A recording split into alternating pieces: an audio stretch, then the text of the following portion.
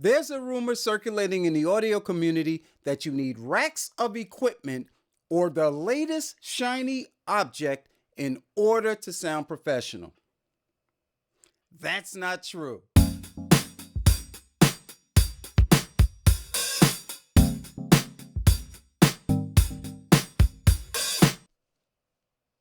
Let's get this out of the way right now. You don't need racks of outboard gear in order to make music. But if you use outboard gear, then you are crafting a signature sound. That's what clients will pay for. That's what will give you repeat business. So today, I'm not just showing off equipment.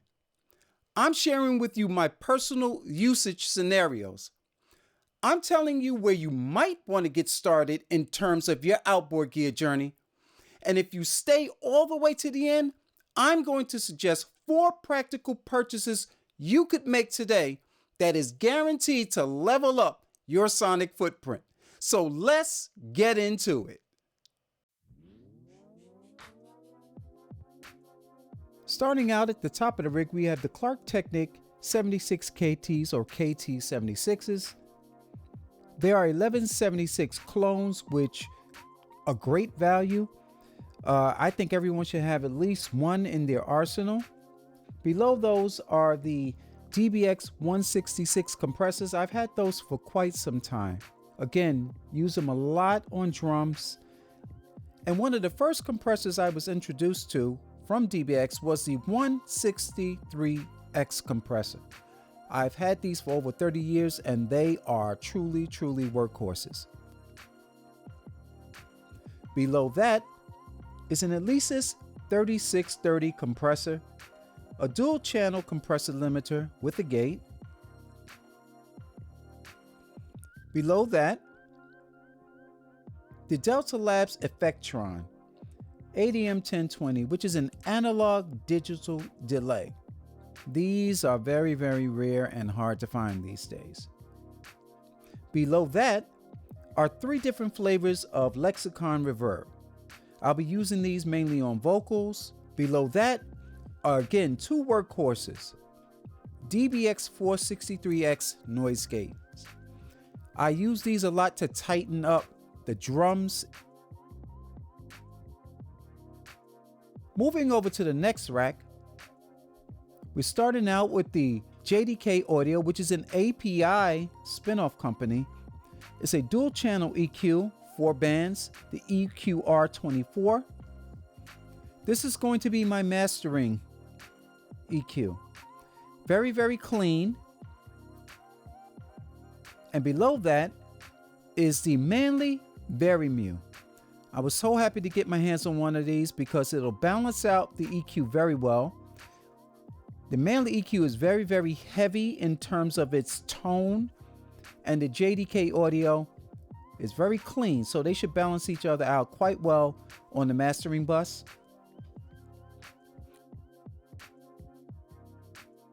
Below that is a Retro Instruments Stay Level Gold Edition. Sounds great on bass, really good for certain types of vocals, has a tone that's like no other. And below the stay level is the Audioscape version of an LA2A. Really captured the sound of the LA2A with this one. I like the tone. But I really love the tone of what's below that. And that is a Warm Audio WA1B.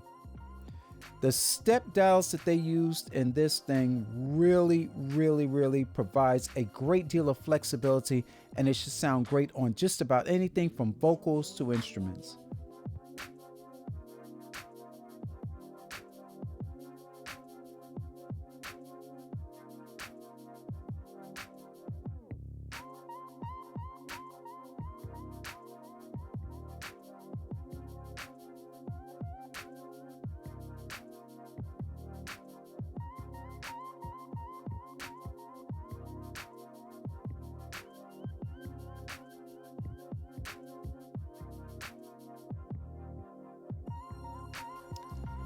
Okay, let's be clear. One piece of hardware is not going to magically transform a bad recording into a great one. And getting a sound that clients will pay you good money for is going to take talent, technique, as well as the tools that you're using. So if you're feeling a little adventurous right now and you want to begin to record using these tools outside of the box, here are 4 suggestions on where you should start.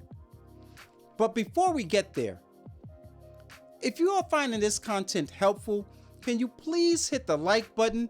It helps the algorithm, and consider subscribing because it gets the video out to many more people who are in search of information just like this. Number 1, the DBX163X is a single slider VCA based set and forget compressor, strong on getting vocals to sit in the mix well, sounds great on drums. It's a great first compressor and a must-have because of its flexibility. Doesn't sound that great on bass, so you'll need a backup. And that's number 2, a FET compressor like the KT76. Lightning fast attack and release times, it's easy to dial in, provided you take your time. It's a valuable and practical gateway into more sophisticated compression color. A very solid option that's versatile on instrument and vocals. Number 3, the Focusrite ISA 1. It's a versatile preamp for a host of microphone types due to its variable impedance, and it has more than enough gain to drive any microphone. They are literally giving these away on the used market. And number 4, although not an outboard piece, the Lewitt LCT 440 Pure. A killer microphone that is extremely versatile on any number of sources. Very affordable at $300.